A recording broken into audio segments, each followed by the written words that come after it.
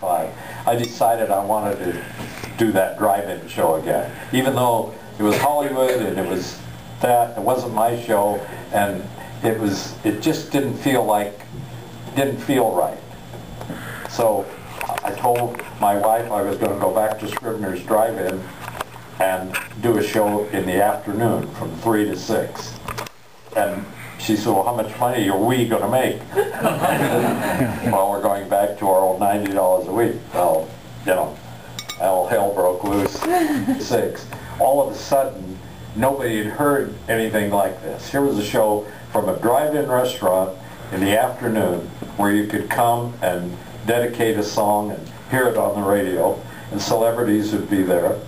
And it just exploded.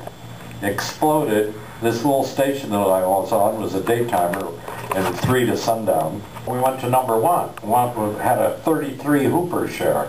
And this station was selling time to churches and vitamin companies. And now here they were getting calls from Cadillac and all the car companies and all the majors, Coca-Cola, everybody, because we were #1.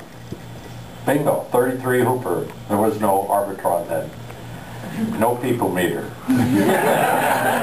So that's how the drive-in show started, and I did that for almost 4 or 5 years, and with a lot of success. Didn't the drive-in spawn the idea about the oldies? I remember as a high school kid going, and you would give me a list of songs to pick from, of the top 40 or how many were on the sheet, but down at the bottom you'd have 2 or 3 oldies. That's right. That you could pick from. I just, you know, kids started asking me for some stuff by Little Walter and some R&B stuff that was starting to come in a little bit, and the Dominoes and people like that. So I thought, well, I'll put some of these at the bottom of the list. They're, you know, like the Penguins at that time were 4 years old.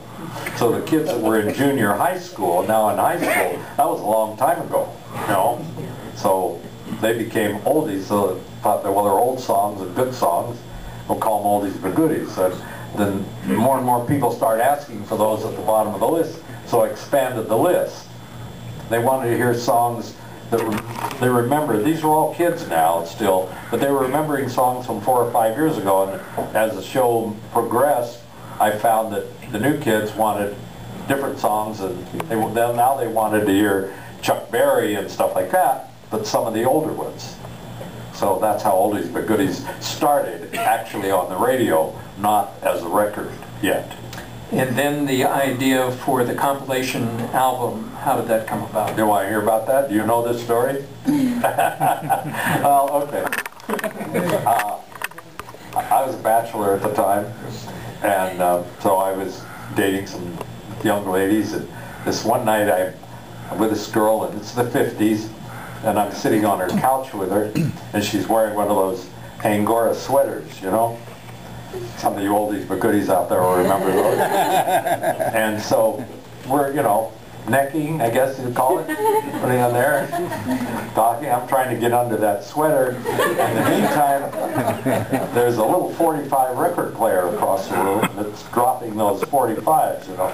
The only problem is, if you remember them, they didn't always drop. Sometimes they'd go this way, and the music would stop. And they were short. They were short. 2 minutes. Well, but I mean, you know, you'd stack them up. You could play a few, but so she, just about things were getting a little bit good, she'd nudge me and say, "The music stopped." I'd say, "Go fix it." So I go over and pull them back up, get them going again, and I'll start 1 record, 2 records, 3 records a drop. I'm getting, you know, doing pretty good. I mean, I'm not, you know, everything had to go pretty slow there, you know, but anyway, it's getting a little more heated. Now, the records run out. See, the records ran out. She says, "Go, turn them over." So every time I go, I have to start over again, right? That sweater's pulled down. And I know this. So I turn it over, and the records start playing. And finally, she's getting into this mood thing that, I mean, I'm working pretty hard now. I'm up under the sweater, and I'm trying to undo the bra, you know, those things. The guys in the 50s know, you can just, if you're really good at it, you can. I'm up there, about there, and she says, and the music stops again. She says, I wish those damn things were on an LP. And I go, bingo. A light snaps in my head. I thought, why couldn't they be? Everybody really likes them, and they wouldn't have to be. So I went back to the studio that night after I left her house, which wasn't long after. And there's a joke there, but anyway. So I go back to the studio at K-Pop, and I string all these records together from the singles. I dub them onto on the Ampex, because in the daytime there was nobody there. So I put all these songs together in the still of the night, and I just put them all in a row. And I play it, and I thought, yeah, you know, pretty good, you know. So then I tell a friend of mine who's in the publishing business about it.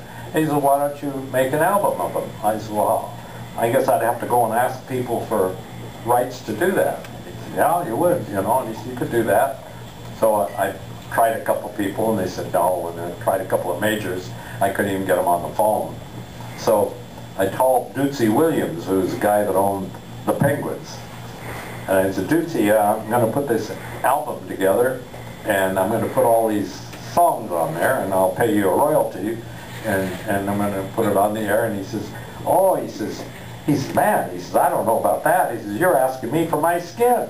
I said, well, I'm not asking you for it for free. I want to pay you. And I said, besides, I'm not going to put it out as a single. I'm going to put it out as an album. It's never been done with all these different artists. He says, you're not going to put it out as an album, as a single? And I said, no. He said, well, I got to ask my wife about this. And I thought, oh, here it comes, you know, good guy, bad guy, right? The wife's going to say no. He calls me back. He says, my wife, Ruthie, she says that she thinks we should do it because all the years you've been on the air and helped us with it, you never asked for anything or asked us for any money or anything at all. So we ought to do that for you. So I says, I'm just like shocked, you know. And I said, well, where are you now, dude? He said, well, I'm at home. And I said, well, I'm over at the station on Western. Will you come over here right now? And he says, yeah, why do I got to come over right now? I says, because I want to type up the contract. So I type up the contract, one paragraph, that I'll pay him 1 cent per record or 1 cent for the publishing. And the paragraph was this long. I pay you this much for the use of these albums, to put in my album, Oldies but Goodies, will not release as singles. So he signed it. I think I gave him $200 advance. And now I had Earth Angel, which was one of the best oldies of all. And the next thing I know, I called somebody, I got Earth Angel. You know, and I talked to Al Silver in New York. He had In the Still of the Night. Told him, you're not going to put it out as a single, are you? And I said, no. No one will be in the contract. So I got In the Still of the Night, and all of a sudden I got, you know, some other songs. And I put this album out on Original Sound. This was the fall of 1959. I put it out, put it on the air, and we used to buy spots. I could write them in anytime I wanted for $5 a piece. That was what they told me, the station manager. You know, you got to get paid. So I was hammering the thing, and next thing you know, the distributor wanted 1,000 of my album. And the next thing you know, he called me in the afternoon. He said, I want 1,000. I said, well, I talked to your order desk this morning, and he already took 1,000. He said, I don't mean that 1,000. I mean another 1,000. Anyway, it started selling like 1,000 LPs a day. And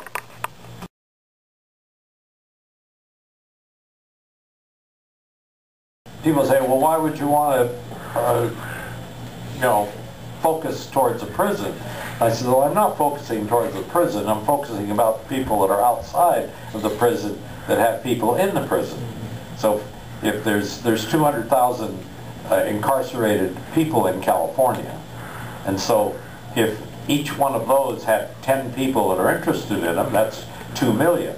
But we think it's about 20 people that are interested in, as a good estimate, as to interested in somebody that's in jail on an average, sometimes more. Because my audience is a Latino and they have a lot of relatives. And they're pretty much everywhere. So that's why if you take 20 people times 200,000, that's 4 million people that might be interested.